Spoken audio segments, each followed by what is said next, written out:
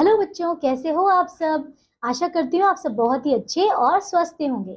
ठीक है, तो चलिए आज हम स्टार्ट करने वाले हैं हमारा चैप्टर नंबर 11। ये है मित्र हो तो ऐसा। ठीक है, चैप्टर का नाम क्या है? मित्र हो तो ऐसा। सबसे पहले पाठ का उद्देश्य पढ़ते हैं। ठीक है, तो पाठ का उद्देश्य क्या है? हमारे जीवन में मित्रों की बहुत ही महत्वपूर्ण भूमिका होती है। अच्छा मित्र वही होता है जो सदैव अपने मित्र का उचित मार्गदर्शन करता है। इसलिए हमें अपने मित्रों का चुनाव बहुत सोच समझकर करना चाहिए। प्रस्तुत पत्र में लेखक अपने बेटे को संगति का महत्व बताते हुए सोच समझकर मित्रों का चुनाव करने को समझा रहे हैं। ठीक है, तो इस चैप्टर में क्या कर रहे हैं, जो लेखक हैं वो अपने ही बेटे को एक सुसंगति मतलब अच्छी संगति में रहने की सलाह दे रहे हैं। ठीक है, कि सोच समझकर अपने मित्रों का चुनाव करें। चलिए चैप्टर स्टार्ट करते हैं हमारा। प्रिय पुत्र। ठीक है, अब देखिए क्या कहते हैं वो। प्रिय पुत्र एक प्रसिद्ध कहावत है कि किसी व्यक्ति के मित्रों के नाम जानकर ही उस व्यक्ति के चरित्र के बारे में बताया जा सकता है। ठीक है, तो कहते हैं एक कहावत है। कहावत का मतलब क्या होता है? तो कहते हैं कि किसी भी व्यक्ति के चरित्र के बारे में अगर हमें पता करना हो तो उसके मित्रों का नाम देखिए। ठीक है, मतलब मित्रों को देखिए। संसार में हर जगह बुरे को मित्र बनाने वाले को भी बुरा ही समझा जाता है। ठीक है, तो संसार में क्या होता है कि जो लोग बुरे इंसानों को अपना मित्र बनाते हैं, इसका मतलब यही समझा जाता है कि वो भी क्या है, बुरे इंसान ही है। यह भी समझा जाता है कि जिसका मित्र दुष्ट या धोखेबाज होता है वह भी अवश्य ही कोई गलत काम करता होगा। ओके, इससे जाहिर है कि ऐसे लोगों को मित्र बनाना खतरनाक है, लेकिन उन्हें अपना शत्रु बनाने में भी कोई समझदारी नहीं है। मतलब जो ऐसे लोग हैं जो दुष्ट हैं, धोखेबाज हैं, उनसे देखिए उनको अपना मित्र बनाने में कोई समझदारी नहीं है और उन्हें शत्रु बनाने में भी कोई समझदारी नहीं है। मैं चाहूंगा कि तुम ऐसे लोगों से बचो, पर उन्हें ऐसा ना लगे कि तुम उन्हें काट रहे हो। मतलब क्या करना चाहिए कि हमें ऐसे लोगों से जो दुष्ट हैं, जो धोखेबाज हैं, उनसे दूर रहना चाहिए। पर ऐसा भी नहीं करना चाहिए कि उन्हें ये लगे कि ये तो हमसे बच रहा है ना। ऐसा लगेगा तो वे नाराज होकर तुम्हें हानि पहुंचाने की चेष्टा करेंगे। उनसे ना तो अगर उन्हें ऐसा पता चलेगा कि आप लोग उनसे बच रहे हैं तो वो क्या करेंगे, आपको हानि पहुंचाने की कोशिश करेंगे। और क्या होगा, उनसे ना झगड़ा करो ना दोस्ती, तटस्थ रहो। ना प्रशंसा करो ना निंदा करो। तो उनके जो पापा हैं वो उनको ये सीख दे रहे हैं कि ऐसे लोगों से ना तो दोस्ती करनी चाहिए ना ही झगड़ा करना चाहिए। उनसे क्या रहो, तटस्थ रहो। ठीक है, मतलब दूर रहो। और ना प्रशंसा करो ना निंदा करो, ना ही उनकी बुराई करो ना ही उनको अच्छाई करो। ठीक है, सही तरीका वही है जो संतों ने सुझाया है। बुराई से घृणा करो, बुरे से नहीं। तो क्या कहते हैं, वो कह रहे हैं कि सही तो तरीका वही है जो संतों ने सुझाया है। और वो क्या है कि बुराई से घृणा करो पर बुरे से नहीं। क्यों? क्योंकि जो बुरा इंसान है वो भी तो किसी न किसी बुराई की वजह से ही है। तो आप उसकी बुराई नहीं, आप सिर्फ और सिर्फ मतलब आप जो उसकी बुराई है उससे उससे घृणा करो, लेकिन उस इंसान से नहीं। बुरे लोगों से बचकर रहो और वह भी ऐसे कि उन्हें महसूस ना हो कि तुम उनसे बच रहे हो, अन्यथा तुम असामाजिक घोषित कर दिए जाओगे। तो समझ आया? वो कह रहे हैं कि ऐसे लोगों के बीच रहो जो अच्छे हों, पर जो बुरे लोग हैं, जो दुष्ट लोग हैं, उनको ऐसा मालूम मत होने दो कि कहीं तुम बच रहे हो। ठीक है, नहीं तो वो तुम्हें असामाजिक घोषित कर देंगे। पर खतरा बहुत असामाजिक हो जाने में भी है। ठीक है, अगर बहुत ही ज्यादा असामाजिक हो जाए तो उसमें भी खतरा है। जीवन में तुम्हें ऐसे लोग भी मिलेंगे जो बड़ी से बड़ी बातों पर भी चुप्पी साध लेते हैं। ठीक है, मतलब कुछ लोग ऐसे होते हैं ना जो बुरी से बुरी बात देखकर भी चुप रह जाते हैं, कुछ बोलते ही नहीं है। दूसरे वे हैं जो मामूली बातों पर भी बतंगड़ बनाकर हल्ला मचाते हैं। ठीक है ना, तो कुछ लोग क्या होते हैं, कुछ लोग तो बड़ी से बड़ी बात देखकर भी चुप रह जाते हैं, कुछ कहते नहीं है। और कुछ लोग ऐसे भी होते हैं जो छोटी छोटी बातों को पकड़कर बात का बतंगड़ बना देते हैं, है ना। सो इन दोनों प्रकार के लोगों से बचो, वे पाखंडी हैं। ठीक है, मतलब ऐसे ही लोग क्या होते हैं, दुष्ट होते हैं। तुम्हें यह समझने की आवश्यकता है कि तुम्हारी आयु के अधिकतर बच्चे ही यही समझते हैं। ठीक है, तो वो कहते हैं कि जो तुम्हारी आयु है, इस आयु के बच्चे यही समझते हैं, ठीक है। वो कहते हैं कि तुम्हारे उम्र के जो बच्चे हैं वो यही समझते हैं कि स्पष्टवादी होना एक अच्छी निशानी है, मतलब स्पष्ट रहना, हर चीज में सही है तो सही या गलत है तो गलत है तो गलत, मतलब स्पष्टवादी रहना ही एक अच्छी निशानी है। किसी को अपना मित्र बनाने से पहले, उसे समझने परखने से पहले ही यदि तुम इतने स्पष्टवादी हो जाओ कि उसकी कमियों की आलोचना करने लगे, तो समझो दुनिया में कोई तुम्हारा मित्र ना बन पाएगा। तो वो ये भी समझाते हैं कि अगर तुम किसी व्यक्ति को पहले से ही समझ लो कि वो व्यक्ति ऐसा है और तुम उसकी आलोचना करने लग जाओ, मतलब उसके लिए उसके अगेंस्ट कुछ बोलने लग जाओ, तब तो ऐसे तुम्हारा कोई मित्र ही नहीं बनेगा, है ना। स्पष्टवादिता ठीक है, परंतु सावधानी बरतना भी आवश्यक है। तो कहते हैं कि तुम्हें स्पष्ट होना तो बिल्कुल सही है, लेकिन थोड़ी सावधानी भी रहनी चाहिए ऐसे लोगों से, ठीक है। दुनिया में सच्ची मित्रता की दुहाई देने वाले ना जाने कितने मित्र मिलेंगे जो वास्तव में धूर्त हैं और चालाक होंगे, ठीक है। तो कहते हैं कि ऐसे तो तुम्हें कई लोग मिलेंगे जो आपको बोलेंगे कि वो आपके सच्चे मित्र हैं, पर असलियत में तो वो धूर्त हैं, धोखेबाज हैं, ठीक है। उन्हें पहचानना कठिन अवश्य है पर असंभव नहीं, ठीक है। तो कहते हैं कि ऐसे लोगों को पहचाना जा सकता है, यह गुण हर व्यक्ति में होता है, तुम्हारे अंदर भी है, लेकिन अचानक जोश में आ जाने तथा भाव विभोर हो जाने से ऐसे लोगों को पहचानने की क्षमता नष्ट हो जाती है। कभी कभी ऐसा होता है ना कि कुछ लोग हमें जब मिलते हैं तो शुरुआत में तो वो बहुत ही ज्यादा अच्छा बिहेव करते हैं, है ना, अच्छा बर्ताव करते हैं और हमें भी वो लोग अच्छे लगते हैं, पर समय के साथ हमें पता चलता है कि वो लोग असलियत में तो अच्छे हैं ही नहीं, वो तो सिर्फ और सिर्फ नाटक कर रहे थे, ठीक है। तो हम कभी कभी क्या कर देते हैं, बहुत ज्यादा जोश में आकर कुछ गलत लोगों को भी अपना दोस्त बना लेते हैं, है ना। सच्ची मित्रता हृदय से उपजती है और हृदय से उसे अनुभव भी करता है ना। तो क्या होता है, तो जो सच्ची मित्रता है वो हमेशा हृदय से आती है, दिल से आती है और उसे हम अनुभव भी कर सकते हैं। इसलिए जब कोई कहे कि वह तुम्हारा सच्चा मित्र है तो तुरंत ही उस पर विश्वास ना करो, निर्णय का अधिकार अपने हृदय को दो, ठीक है। तो वो कहते हैं कि पहले उसको अच्छी तरीके से आप अपने दिल से समझो, अपने हृदय से उसका निर्णय करो, फिर जाके उसको अपना मित्र बनाओ, पर हृदय को बहने ना दो, उसे अपने विवेक की जकड़ में रखो, मतलब कहते हैं कि अपने हृदय को अपने कंट्रोल में रखो। ऐसा नहीं कि वो इधर उधर कहीं भी जा रहा है या फिर किसी भी गलत चीज को अपना मान ले रहा है, ऐसा नहीं करना चाहिए, उसे अपने जकड़ में रखो, ठीक है। हमारे आसपास मित्र के द्वारा हमारे आसपास मित्र के द्वारा ठगे जाने के अनगिनत किस्से मशहूर हैं, ठीक है। तो वो कहते हैं कि उनके पास भी ऐसे कई सारे उदाहरण हैं जहां पर मित्रों ने ही ठगा है। कोई कहे कि मैं तुम्हारा मित्र हूं और तुम उस पर तुरंत विश्वास कर लो तो तुम्हारे साथ धोखा होना निश्चित होगा, है ना। तो ऐसा तो होता ही है, अगर आप पहली बार में ही उन पर विश्वास कर लो तो क्या होगा, धोखा तो होना तय ही है। ऐसी मित्रता का दावा करने वाले बहुत मिलते हैं, ऐसे लोगों से नरमी से किंतु अविश्वास के साथ पेश आओ, है ना। तो मतलब ऐसे लोगों से आपको नरमी से पेश आना चाहिए पर उन पर विश्वास नहीं करना चाहिए। उन्हें ना अपने भरोसे में लो उन्हें ना तो अपने भरोसे में लो और ना उन्हें अपनी कोई गोपनीय बात बताओ, ठीक है। तो ऐसे लोगों से दूर रहना सही है और अगर मिलते भी हैं तो उनसे बहुत नरमी से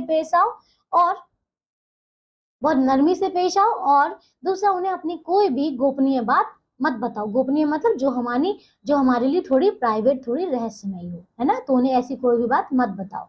12-13 साल का एक लड़का था, स्कूल में उसे कोई दूसरा लड़का मिला।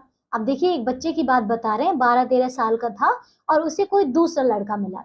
दोनों ने एक दूसरे को देखा, कुछ बातें हुई और दोनों मित्र बन गए। यह उदाहरण एक ऐसी मित्रता का है जो भावुकता पर आधारित है। क्या बता रहे हैं कि जो इनकी जो मित्रता है वो भावुकता पर आधारित है। इस प्रकार की मित्रता सच्ची नहीं होती, क्षणभंगुर होती है, क्योंकि पहली नजर में जान पहचान कुछ आगे बढ़ जाए तो भी मित्रता नहीं होती। अब क्या कह रहे हैं, वो बता रहे हैं कि ये जो इनकी मित्रता थी वो बहुत ही झूठी थी, मतलब क्षणभंगुर थी, मतलब बहुत ही कुछ समय के लिए आप बोल सकते हैं कि अगर पहली ही बार में मित्रता हो जाए तो इसका मतलब ये है कि वो मित्रता नहीं है। सच्ची मित्रता तो धीरे धीरे बढ़ती है, पेड़ की गहराई की तरह जो बढ़कर फैल जाती है। आपने इस तरह पेड़ को देखा है ना, पेड़ छोटा होता है, छोटे से किस तरीके से बड़ा होकर एक विशाल वृक्ष बन जाता है। उसी प्रकार मित्रता भी है, धीरे धीरे धीरे धीरे पनपती है और जाकर फिर एक विशाल रूप लेती है। वह झरने की तरह नहीं होती, वह झरने की तरह नहीं होती कि अचानक फूट जाए और आगे कहीं विलीन हो जाए, है ना। तो वो कह रहे हैं कि जो मित्रता है वो कहीं झरने की तरह नहीं होती है जो कहीं से भी निकल पड़े और आगे जाकर कहीं पर भी खो जाए। ठीक है। एक अन्य प्रकार की मित्रता भी होती है, एक तरह के काम और एक तरह की ही दिलचस्पी रखने वालों के बीच। मतलब ऐसा भी होता है कि दो लोग अगर एक जैसे हैं, एक ही काम करते हैं, एक ही जगह एक ही जगह पर रहते हैं, तो उनमें भी मित्रता हो जाती है। ऐसी मित्रता में शुरू शुरू में तो काफी गर्माहट होती है, लेकिन धीरे धीरे वह ठंडी पड़ जाती है, जैसे चोर ठगों और बदमाशों के बीच होने वाली मित्रता। तो बताते हैं कि जैसे चोर ठग और जो बदमाश हैं, क्योंकि देखिए ये एक ही तरीके का काम करते हैं, है ना, और एक ही तरीके का काम करते हैं और क्या होते हैं, क्योंकि एक दूसरे को बहुत अच्छे तरीके से समझते भी हैं और जानते हैं कि कैसे काम करना है, क्या काम करना है और कब काम करना है। इसी वजह से इनके बीच में काफी अच्छी मित्रता होती है। काम पूरा हुआ और एक दूसरे के जानी दुश्मन बन बैठे। अब क्या हुआ, बताते हैं कि इनका काम पूरा हुआ और एक दूसरे के जानी दुश्मन बन बैठे। ऐसी मित्रता को मित्रता नहीं, नैतिकता के खिलाफ षड्यंत्र समझना कहते हैं। तो क्या कहते हैं कि पहले तो हमने बहुत साथ दिया एक दूसरे का, जो भी मित्र ऐसे बनते हैं पहले तो साथ देते हैं, पहले तो साथ देते हैं, फिर क्या होता है, फिर बाद में काम निकल जाने के बाद दुश्मन बन जाते हैं। इसे क्या कहते हैं, इसे षड्यंत्र कहते हैं। यह मित्रता नहीं, दंडनीय अपराध है। इसे मित्रों की टोली नहीं, बदमाशों का गिरोह समझो। ठीक है। तो जहां पर भी ऐसे मित्र होते हैं वो क्या होते हैं, वो एक बदमाशों का ग्रह होता है, बदमाशों का गिरोह होता है। ठीक है। याद रखो कि किसी विशेष कारण के साथ रहने वाले मित्र नहीं, थोड़ी देर के साथी होते हैं। अब क्या हुआ, ये बताते हैं कि किसी विशेष कारण के साथ रहने वाले मित्र नहीं होते। मतलब कोई भी इंसान अगर आपके साथ किसी कारण के लिए है, किसी वजह से है, थोड़े समय के लिए, इसका मतलब ये नहीं कि वो आपका मित्र है वो। ठीक है। इसका मतलब ये तो नहीं कि वो आपका मित्र है। इस अंतर को समझो, वरना कोई भी स्वार्थी मित्र बनकर कभी भी तुम्हें धोखा दे सकता है। ठीक है। तो वो समझाते हैं कि ऐसी इस चीज को आप समझो और ऐसी गलती ना हो। ठीक है। सच्चा मित्र वही है जो इन सभी सीमाओं से ऊपर हो और तुम्हारे साथ कभी समय रहकर अपनी पूरी परीक्षा दे चुका हो। और क्या बताते हैं कि ऐसे लोगों को अपना मित्र बनाओ जो कुछ समय के लिए तुम्हारे मित्र ना हो, बल्कि काफी समय तक रहकर तुम उनकी पूरी परीक्षा कर चुके हो। ठीक है। कहावत है कि मित्रता अपने बराबर वालों में ही करनी चाहिए। ठीक है। तो बताते हैं कि ऐसी कोई कहावत है जिसमें मित्रता सिर्फ और सिर्फ अपने बराबरी में ही करनी चाहिए, लेकिन इस कहावत को आधा ही मानना चाहिए। बाकी आधा सच यह है कि मित्रता अपने बड़ों से ही करनी चाहिए। ठीक है। क्या बताते हैं कि मित्रता हमेशा अपने बड़ों से ही करनी चाहिए। बड़े अर्थात वे नहीं जो जन्म से बड़े हों, बल्कि वे हैं जो अपने कर्म से बड़े हों। ठीक है। तो क्या बता रहे हैं कि हमें उन लोगों से मित्रता करनी चाहिए जो उम्र में नहीं, जो कर्मों से बड़े हों। ठीक है। उनकी संगति में रहोगे, मतलब उनके साथ रहोगे, तो उनकी ऊंचाइयों को भी छूने का प्रयास करोगे। ठीक है। जैसे तुम्हारे मित्र होंगे वैसे ही तुम होंगे। बड़ों को पहचानना कठिन नहीं। क्या कहते हैं कि ऐसे मित्रों के साथ रहो, जो ऐसे बड़े लोगों के साथ रहो जो अपने कर्मों से बड़े हों, ताकि उनके साथ रहकर तुम भी उनकी संगति कर पाओ और उनके जैसे बड़े काम करने का प्रयास करो। ठीक है। तो बड़े लोगों को पहचानना कठिन नहीं है, वे दूर से भी बड़े नजर आते हैं।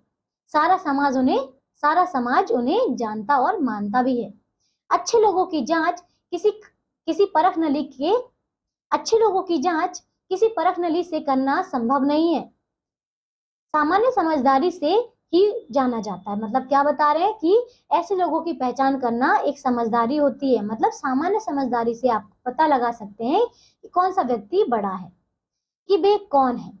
मोटे तौर पर उनके परिवार, उनके साथी, उनकी आदतों, उनके चरित्र और समाज में उनका स्थान आदि देखो। ठीक है, तो क्या क्या करना चाहिए? कोई भी व्यक्ति अगर आपको दिखे तो आप सबसे पहले उनके परिवार, उनके साथी, उनकी आदतों और उनका चरित्र समाज में, इन सब चीजों को देखो। यह भी देखो कि उनके परिवार में किसी का कोई बड़ा पद, उपाधि या सम्मान मिला है या नहीं, या किसी ने कला, विज्ञान, साहित्य या संगीत के क्षेत्र में नाम कमाया है या नहीं।